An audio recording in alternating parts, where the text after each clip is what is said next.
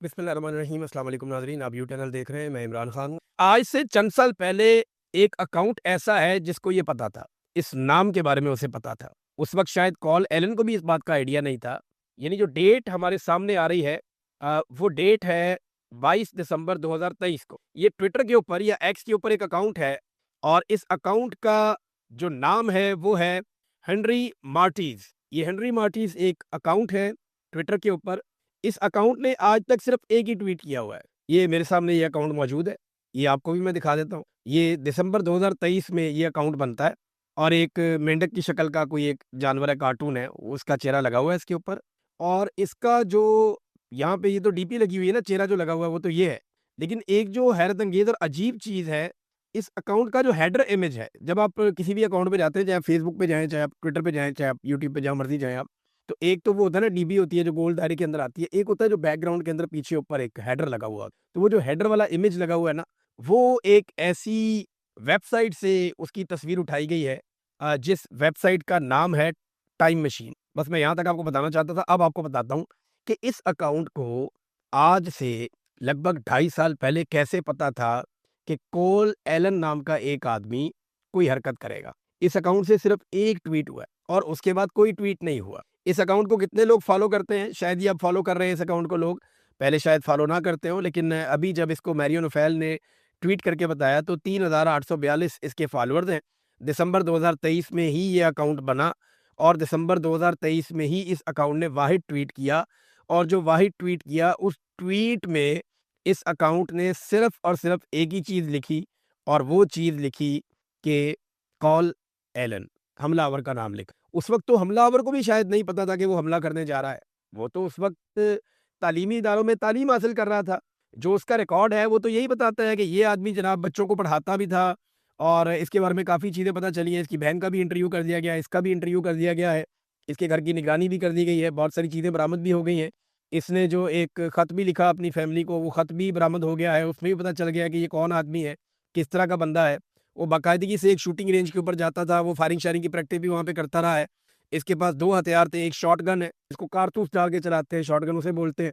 और दूसरा जो है वो इसके पास एक पिस्टल था .38 कैलिबर का। ये कैलिबर जो है ना, .38, ये कोई इतना बड़ा कैलिबर नहीं है। ये नॉर्मल कैलिबर का पिस्टल होता है, इसमें 2 होते हैं, एक .38 स्पेशल होता है और एक नॉर्मल होता है। जो नॉर्मल वाला है वो मैकारो पिस्टल ये बनाते हैं रशियंस, ये बहुत ज़्यादा इस्तेमाल करते रहे हैं माज़ी में। .38 कैलिबर मैकारो कंपनी का इनका एक पिस्टल होता था, एक दौर में हमारे पास भी था, तो वो इतना दूर नहीं मारता। हाँ, जो इसका एक स्पेशल वर्ज़न होता है, इसकी एक बड़ी गोली होती है जो रिवॉल्वर के अंदर ज़्यादातर इस्तेमाल होती थी। पुलिस के पास पाकिस्तान में जो सर्विस रिवॉल्वर माज़ी में हुआ करते थे पुराने, उनके अंदर .38 की एक बुलेट डलती थी, वो बड़ी तगड़ी बुलेट होती, लेकिन वो रिवॉल्वर में जाती थी ज़्यादातर। तो ये नाज़रीन एक रिवॉल्वर था इसके पास जो इसने अक्टूबर 2023 में लिया था और सारी इसकी स्क्रूटनी हुई थी। उसके बाद इसने एक शॉटगन खरीदी थी जो इसने 2025 में 17 अगस्त को खरीदी थी। फिर इसने एक लेटर भी लिखा अपनी फैमिली के नाम, फिर इसने कुछ जो है वो चंदा-वंदा भी दिया $25 कैमला हैरिस की जो इलेक्टोरल कैंपेन थी उसके अंदर। तो डोनाल्ड ट्रंप को ये पसंद नहीं करता था, नो किंग मूवमेंट को भी इसने जॉइन किया था, वहाँ पे भी एहतजाज करता रहा है। ये ज़हनी तौर पे कोई बीमार आदमी नहीं है, कोई गैर मुस्तहकम आदमी नहीं है, या अचानक से उठकर इसने हमला नहीं कर दिया, मनसूबाबंदी के साथ इसने हमला किया है। ज़हनी तौर पे मज़बूत आदमी है, पढ़ा-लिखा आदमी है, एहतजाजी मुज़ाहरों में हिस्सा लेता रहा है और मुख्तलिफ जगह पे अपने अकायद और अपने नज़रियात जो है उनको खुलकर बयान भी करता रहा है। ये टीचर ऑफ द मंथ का अवार्ड भी इसको मिल चुका है माज़ी में और इसने जो एक लेटर लिखा फैमिली को, लंबा-चौड़ा लेटर है, गैर ज़रूरी है, लेकिन असल बात ये है, जो इंटरेस्टिंग बात है, टाइम मशीन एक्चुअली इसके ऊपर ना मुझे एक दौर में बड़ी दिलचस्पी थी, मैंने बड़े इसके ऊपर आर्टिकल पढ़े, बहुत सारी चीज़ें पढ़ी। अभी आजकल मेरे बच्चे भी मुझे पूछते हैं कि ये टाइम मशीन क्या होती है और क्या ये टाइम मशीन एग्ज़िस्ट करती है? सोशल मीडिया पे आप देखें तो इसके बारे में बहुत सारी मिथ है। ख़ास तौर पे 70s में, 80s में, 90s में, उन दिनों में इसके ऊपर बहुत बात होती। टाइम मशीन, कोई आदमी टाइम मशीन ये है कि आदमी टाइम ट्रैवल कर देता। यानी आज के दौर में अगर किसी आदमी के पास टाइम मशीन है, तो वो 100, 200, 300, 400 साल पीछे भी जा सकता है। वो 100, 200, 300, 400 साल आगे भी जा सकता है। तो वो टाइम ट्रैवल करवा देती है इंसान को ज़िंदा हालत में, इसी हालत में वो किसी और दौर में पहुँच जाता है। ये है जी टाइम मशीन का कॉन्सेप्ट। टाइम मशीन नाम की एक वेबसाइट है, वहाँ से एक तस्वीर उठा के इस अकाउंट ने ऊपर लगाई हुई थी और वहाँ पे इसने कॉल एलन ये नाम लिखा हुआ था और इस बंदे ने हमला कर दिया और ये एक ही ट्वीट यहाँ से हुआ था। ये बड़ी अजीब चीज़ है, ये इसीलिए भी रिपोर्ट भी हुई है और लोग इसके ऊपर बात भी कर रहे हैं। अभी इस हमले में मज़ीद इन्वेस्टिगेशन होगी, शायद कुछ और निकाल पाएँ। लोग, लेकिन ये एक नॉर्मल चीज़ लगती है। लेकिन एक चीज़ जो नॉर्मल नहीं लगती कि किसी को पहले से कैसे मालूम हो सकता है कि बाद में एक शख्स कुछ ना कुछ करेगा और उसका नाम पहले से ले लिया जाए, ये अब इसका कोई आइडिया नहीं है। नाज़रीन, इसराइल में नेतन्याहू की जो सियासी पोज़ीशन है वो कमज़ोर हो रही है। लेकिन डोनाल्ड ट्रंप की अपनी सियासी पोज़ीशन बहुत कमज़ोर हुई है। फायरिंग के इस इंसिडेंट के बाद डोनाल्ड ट्रंप की पोज़ीशन बेहतर होती है या नहीं, ये हम अगला सर्वे आने के बाद बता पाएँगे। लेकिन नेतन्याहू के लिए एक बड़ी मुश्किल पैदा हो गई है, उनकी सूरत-ए-हाल में कमज़ोरी हुई। वजह ये है कि 2 साबिक वज़ीर-ए-आज़म हैं इसराइल के। नेतन्याहू का जो राज है वो 3 दहाइयों तक पहुँचता हुआ दिखाई दे रहा है। तो जो साबिक वज़ीर-ए-आज़म नफ्ताली बेंट और याइर लेपिड, ये 2 साबिक इस्राएली वज़ीर-ए-आज़म हैं। इन्होंने अपनी-अपनी जमातें इकट्ठी कर दी हैं और अपनी जमातें इकट्ठी करके जो हेड है वो बना दिया है नफ्ताली बेंट को, और ये फैसला कर लिया है कि अब अवामी रद्द-ए-अमल शदीद दिया जाएगा और नई जमात जो है इसका नाम रखा गया है टुगेदर, यानी इकट्ठा, इकट्ठे होकर। वो कह रहे हैं जी अब इसका दौर ख़त्म किया जाए। इसने बहुत नुकसान पहुँचाया है इसराइल को, नेतन्याहू ने, लिहाज़ा इसकी पॉलिसियाँ गलत हैं, नई पॉलिसियों के मुताबिक हम मुल्क को चलाएँगे। तो बड़े-बड़े एहतजाज भी हो रहे हैं। नेतन्याहू की आज वो पोज़ीशन नहीं है, कानूनी नुक्ता नज़र से आप देख लें, दीगर उसके ऊपर केसेस चलने के नुक्ता नज़र से आप देख लें, आलमी नुक्ता नज़र से आप देख लें, तो नेतन्याहू की एक बड़ी कंट्रोवर्शियल लाइफ़ थी और अगर ये इख्तिताम हो जाता है यहाँ पे उसका पॉलिटिकल करियर, तो ये बड़े खौफनाक किस्म का ये अंजाम होगा पॉलिटिकल उसका। नाज़रीन, पाकिस्तान में ना 2 चीज़ों पे बहुत ज़्यादा पाकिस्तानियों के लिए प्रॉब्लम क्रिएट कर दी गई है। एक आईपीपीज़ और दूसरा जो है वो गैस का इश्यू। ये 2 इश्यूज़ पाकिस्तानी लगातार बर्दाश्त कर रहे हैं। अदनान आदिल साहब बड़े शानदार जर्नलिस्ट हैं, मैंने माज़ी में इनके साथ काम भी किया, इनसे सीखने का मौका भी मिला। इन्होंने बड़ी ज़बरदस्त तहकीकाती रिपोर्टिंग की है और बहुत सारे फैक्ट्स सामने लेकर आए इन इश्यूज़ के ऊपर। मैं आपके साथ बिल्कुल सिंपल करके कुछ चीज़ें शेयर कर देता हूँ और डाटा ये बताता है कि हुकूमत ने 1 साल में तकरीबन 7 अरब डॉलर्स, अभी आपने यूएई को कितना पैसा वापस किया? लगभग साढ़े 3 अरब डॉलर। मुसीबत पड़ी हुई थी आपको। तो 7 अरब डॉलर पाकिस्तान 1 साल में देता है सिर्फ़ कैपेसिटी पेमेंट की मद में। कैपेसिटी पेमेंट की मद में 7 अरब डॉलर देने का मतलब ये है कि हमने उस बिजली के लिए पैसे दिए, जो बिजली कभी पैदा ही नहीं हुई। यानी हमारा अपना जो बिल है, वो अगर 2 अरब डॉलर है, ढाई अरब डॉलर है, तो हम 7 अरब डॉलर कैपेसिटी पेमेंट दे रहे हैं। 1 यूनिट बिजली इस्तेमाल कर रहे हैं, 3 यूनिट के हम पैसे दे। तो 1 साल में हुकूमत ने 7 अरब डॉलर का कैपेसिटी पेमेंट किया, उस बिजली के लिए जो बिजली कभी पैदा ही नहीं हुई। इसमें वज़ीर-ए-आज़म का बेटा भी है, बहुत सारे और इदारे भी हैं, बहुत सारे लोग। इस हिसाब से 10 साल में मजमूई तौर पे ये रकम 70 अरब डॉलर बनती है, जो पाकिस्तान के बैरूनी कर्ज़ों का निसफ़। ये नाज़रीन पाकिस्तान के साथ हो रहा है। एक और डाटा बड़ा ज़बरदस्त इन्होंने शेयर किया। पिछले 3-4 साल में जब से पाकिस्तान में रेजीम चेंज ऑपरेशन हुआ है, गैस की जो कीमतें बढ़ी हैं, वो लगभग 900% से 1000% तक बढ़ी हैं, 9 से 10 गुना। यानी अगर गैस से ₹100 थी, तो ₹900 या ₹1000 हो गई। अब आप ये बताइए ये कितनी बड़ी बढ़ोतरी है। यही तो कीमत में बहुत बड़ा इज़ाफ़ा है कि ₹100 वाली चीज़ आपको ₹900 में या ₹1000 में मिले। अभी एक मरतबा फिर जो कंपनियाँ हैं, वो हुकूमत से मुतालबा कर रही हैं कि 300% मज़ीद इज़ाफ़ा किया जाए। अच्छा, जो 300% इज़ाफ़ा होगा, ये 4 साल पुरानी वाली कीमत में नहीं होगा, ये मौजूदा कीमत में हो। यानी जो 100 को 900 तक पहुँचाया है, उसको आप 3 से मल्टीप्लाई कर दें, तो ये तो 2500-2700 तक पहुँचा देंगे। यानी 4 साल पहले इमरान खान साहब के दौर में जो गैस आपको मिल रही थी, फ़र्ज़ करें ₹100 की, वो ₹2500 की हो जाएगी अगर अब दोबारा से हुकूमत ने कीमतें बढ़ा दी। देखिए, कीमत बढ़ाने के अलावा इनके पास रास्ता कोई नहीं है। कीमतें बढ़ाएँगे तो खसारे कवर करेंगे ना, क्योंकि पाकिस्तान में कारोबारी ज़िंदगी तो चल ही नहीं रहा। और ये जो गैस इस्तेमाल होती है ना, इसका ज़्यादातर हिस्सा अवाम इस्तेमाल नहीं करती। जो घरेलू सार्फ़िन है, वो सिर्फ़ 20% गैस इस्तेमाल करते हैं। जो ज़्यादातर गैस है 80%, वो सनतें इस्तेमाल करती हैं, तजारती मकासद के लिए इस्तेमाल करती हैं। सबसे ज़्यादा गैस आपकी बिजली बनाने वाले पावर प्लांट खा जाते हैं। एक तो हम उन्हें गैस देते हैं, दूसरा हम उन्हें कैपेसिटी पेमेंट भी देते हैं। और फिर इस गैस की कीमत वो इदारे नहीं देते, उनको तो सब्सिडी के ऊपर गैस मिलती है। खाद बनाने वाली फैक्ट्रियों को 150 अरब की सब्सिडी हर साल हुकूमत देती है गैस के ऊपर। इतनी कम कीमत में उन्हें गैस मिलती है और ये बोझ किस पे पड़ता है? आम पाकिस्तानियों के ऊपर। तो पैसे देता है आम पाकिस्तानी घरेलू सारिफ, जो 20 से 22% गैस इस्तेमाल करता है, और ये लोग सब्सिडीज़ देते हैं, ये एन्जॉय करते हैं। वैसे जो घरेलू सारिफ है उसको भी सब्सिडी मिलती है, ऐसा नहीं है कि उसको नहीं मिलती, लेकिन हमारी पॉलिसियों की खराबी है ना, हमारी पॉलिसियों की खराबी है। बड़ी शानदार रिपोर्ट एक अदनान आदिल साहब ने बनाई है, देखने से वो ताल्लुक़ रखती है। मैं उसको ट्विटर पे अभी शेयर भी करूँगा और जो लोग देखना चाहें उसको तफ़सील से जाकर देख सकते हैं।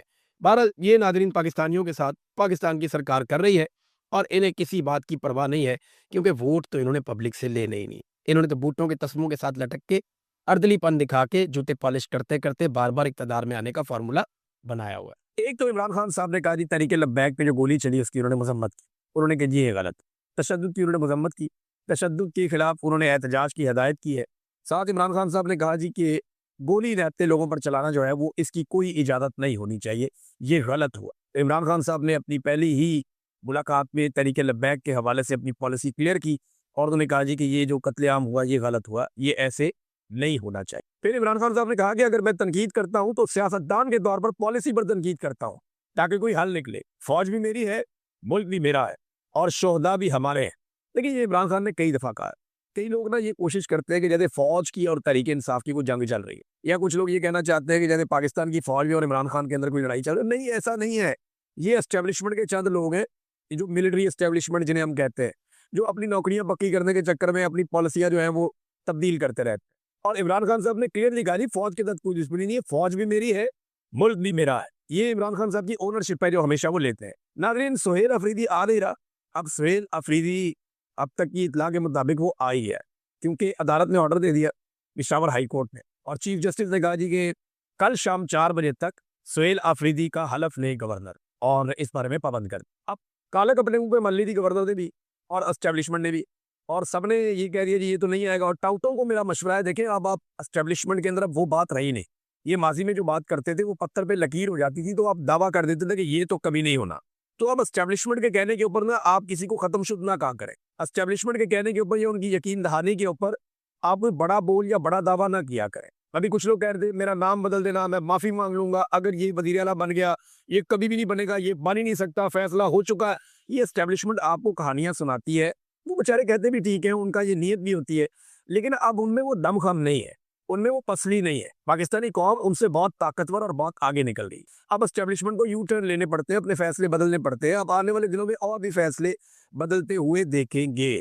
तो मुंह काला किया कुछ लोगों ने अपना। अब बिलावल जो है वो गोलू से मट्टी झाड़ते हुए गवर्नर को कहता है, गवर्नर साहब आप जहाज लेकर जाएं खैबर पख्तूनख्वा और जाकर अपनी आईनी जिम्मेदारी पूरी करें। तो पिछले 4-5 दिन से क्या हो रहा था, ये जो 8 तारीख से ड्रामा लगाया हुआ है और आज 14 तारीख है, पिछले 1 हफ्ते में आपने इस लेवल का ड्रामा किया है। पीपल्स पार्टी ने ऐसा गंद मारा है, पीपल्स पार्टी ने, ये जमहूरियत की सबसे बड़ी दुश्मन है पीपल्स पार्टी। इनको सिर्फ इक्तदार चाहिए। बिलावल का वो जुमला याद है आपको, ब्रूट मेजॉरिटी, वो बात याद है, डंडे वाली जमहूरियत, यही बिलावल है ना। और अब गवर्नर को पहले बिठाया हुआ था सिंध के अंदर कि इधर बैठो, नहीं जाना वहां पे खैबर पख्तूनख्वा। अब जब आवाम भी खड़ी हो गई, वहां वोट भी बढ़ गए, एक भी एमपीए इनसे नहीं टूटा। इनकी सारी उम्मीदें ये थी कि पैसा वैसा खर्च करके वहां पे जो ताकत है एस्टेब्लिशमेंट की उसको इस्तेमाल करके कुछ एमपीएस तोड़े जाएंगे, इलेक्शन को डिले किया जाएगा और अपना वजीर आला लेकर आ जाएंगे। अब इस चक्कर में मौलाना फजल रहमान साहब की बातचीत खेल गई थी। मौलाना फजल रहमान साहब का किरदार जो है पाकिस्तान की सियासत में हमेशा बहुत अजीब और घिनौना रहा। मुशर्रफ दौर के अंदर मुशर्रफ को सपोर्ट करना हो, मौलाना फजल रहमान साहब ने अपना किरदार अदा किया। हर डिक्टेटर को मौलाना फजल रहमान ने सपोर्ट किया और उसके बदले में अपने लिए और अपनी फैमिली के लिए फायदा हासिल किया। ये हमेशा इक्तदार के अंदर रहे। अब इन्होंने एक नया फॉर्मूला निकाला है कि इक्तदार के अंदर नहीं रहते हुए भी इक्तदार के अंदर रहना है, यानी अपोजिशन पे बैठ के भी हुकूमत का किरदार अदा करना। जैसे कि 26वीं आईनी तरमीम में इन्होंने अपने फायदे हासिल किए और बड़े आराम से जो एस्टेब्लिशमेंट चाहती थी वो मौलाना फजल रहमान साहब ने करके दे दिया। और अब एक मरतबा फिर मौलाना फजल रहमान साहब ने अपने भाई को वजीर आला बनाने के चक्कर में जाके चैलेंज कर दिए, अदालत तक पहुंच गए। ये एक अजीब काला का सब अपने मुंह पे मन लेते हैं। फजल रहमान साहब के बारे में ना बड़ी प्यारी बात की मुस्तफा नवाज खोकर साहब। उन्होंने कहा जी मौलाना फजल रहमान की छोटी सी ख्वाहिश क्या है, एस्टेब्लिशमेंट तहरीक इंसाफ के मेंबर्स तोड़कर उन्हें दे दें ताकि वो अपने भाई को वजीर आला बना सके। एक बंदा भी नहीं टूटा। 26वीं तरमीम हो, मुशर्रफ का एलएफओ हो, हर मौके पर मौलाना हलवा खाने के लिए फौरन तैयार हो जाते हैं, बशर्ते कि मीठे का तनासुब ठीक हो। मौलाना साहब को मीठा चाहिए, हलवा चाहिए, लेकिन मीठा अपनी मर्जी का होना चाहिए और मीठा मीठा हफ हफ, कड़वा कड़वा तू तू। मौलाना साहब ने, वैसे फजल रहमान साहब ने ना ये जो जेयूआई की सियासत है इसको तबाह बर्बाद कर दिया। अपने और अपनी फैमिली के जाती फायदों के लिए ना इनको बहुत दफा मौका मिला अवाम में हीरो बनने के लिए, लेकिन मौलाना साहब ने हर मौका ज़ाया किया और बेड़े ही गर्क किया अपनी और अपनी जमात की सियासत का, बल्कि नाम डबो दिया। अब थोड़े दिन पहले खुशियां मना रहे थे कि गंडापुर चला गया, अब नए वजीर आला की जगह अपने भाई को लाना चाहते हैं सब। अब एजेंसियां बंदे तोड़े, या टोटल आपकी डबल फिगर में आपकी सीटें नहीं है, मखसूस नशस्तें छीन छीन के आप यहाँ तक पहुंचे हैं, फिर भी उनके पास इतनी बड़ी अक्सरियत है कि आप उनके मुकाबले में कख नहीं। मुझे हैरत होती है कि किस तरीके से कोई ये सोच भी सकता है कि मैं अपना वजीर आला ले आऊंगा, लेकिन फजल रहमान साहब हर वक्त दाव की तलाश में बैठे रहते हैं। और उन्हें लगा कि शायद यहाँ उनका दांव लग जाएगा। नाज़रीन, तर्जुमान चीनी वज़ारत ख़ारजा का एक स्टेटमेंट आया और वो स्टेटमेंट जो है पाकिस्तान के उन मिनरल्स के हवाले से है जो डोनाल्ड ट्रंप को दिए गए और पाकिस्तान की और अमेरिका की जो रेयर अर्थ मिनरल्स की डील है उसके ऊपर उनसे सवाल किया गया। उसमें वो क्लैरिटी लेकर आए। अभी छोटी बात है लेकिन मुस्तकबिल में ये चीज़ें खुलेंगी। और पाकिस्तानी रहनुमाओं को ये सवाल के जवाब में उन्होंने कहा है, पाकिस्तानी रहनुमाओं के अमरीकी सदर को दिए हुए मिनरल सैंपल दरअसल कीमती पत्थरों के नमूने थे, ये उन्होंने कहा, जो खरीदे गए थे। पाकिस्तान ने वादे किया है कि किसी सूरत चीन के मफादात को नुकसान नहीं पहुंचेगा। अमेरिका और पाकिस्तान के बीच में जो भी हो रहा है, चीन को नुकसान नहीं पहुंचेगा। चीन की नज़र भी पाकिस्तान के रेयर अर्थ मिनरल्स पे है, बल्कि चाइना समझता है कि उन्होंने लगभग 60-70 अरब डॉलर लगा दिया इस मुल्क में, और इतना पैसा लगाने के बाद वो ये रेयर अर्थ मिनरल्स को वो समझने की हमें मिलने चाहिए। अमेरिका बहुत दूर बैठा हुआ है, वो ह्यूमन राइट्स के तवसत से या IMF के जरिए से या वर्ल्ड बैंक के जरिए से उसके पास दबाने के टूल्स अलग है, बैन अवी दबाव के जरिए से। तो अमेरिका कहता है जी ये हमारा भी हक है। अब यहाँ पे एक सर्जन तो है, लेकिन पाकिस्तान ने चीन को यकीन दिलाया कि आपके मफादात को किसी किस्म का नुकसान नहीं पहुंच। मैं इस खबर को यहाँ पे रोक देता हूँ क्योंकि ये बहस अभी आगे चलेगी। नाज़रीन, भारत की जानिब से दोबारा लड़ाई के इशारे आ रहे हैं और भारत के अंदर बार बार ये बात की जा रही है कि पहलगाम तर्ज के ऊपर दोबारा कोई इंसिडेंट या कोई वाकया हो सकता है। तो इसका मतलब ये है कि भारत फिर शायद कोई फॉल्स फ्लैग का प्लान कर रहा है।